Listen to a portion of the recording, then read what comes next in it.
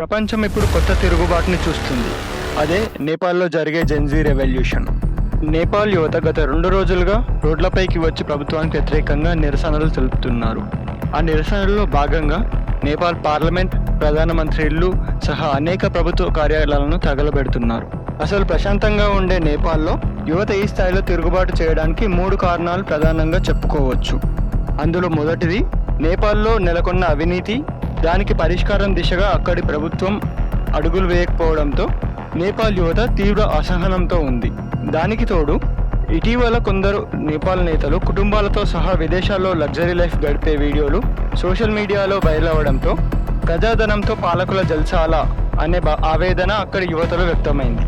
చివరగా సెప్టెంబర్ 4న నేపాల్ ప్రభుత్వం అనేక సోషల్ మీడియా సైట్లను ఆ దేశంలో నిషేధించింది. దీంతో పాలకులు తమ గొంతును అణచివేశారనే ఆగ్రహం నుంచి పుట్టిన నిరసన జ్వాలలో ఇప్పుడు నేపాల్ కార్చిచ్చులా దహిస్తోంది.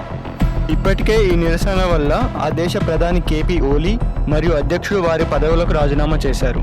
దానికి తోడు యువత ఆందోళనలు హింసాత్మకంగా మారడంతో ఆ దేశ ఆర్మీ రంగంలోకి దిగింది. సెప్టెంబర్ 9 నుండి లా అండ్ ఆర్డర్ను తమ చేతిలోకి తీసుకొని దేశంలో హై అలర్ట్ విధించింది. ఇప్పటికైనా నేపాల్ పరిస్థితిని చూసి ప్రపంచ దేశాలు ఒక్కటే అర్థం చేసుకోవాలి. నియంతృత్వంతో ప్రశ్నించడాన్ని అణచివేస్తే తిరుగుబాటు కెరటాలకు తలవంచక తప్పదని అర్థం చేసుకోవాలి.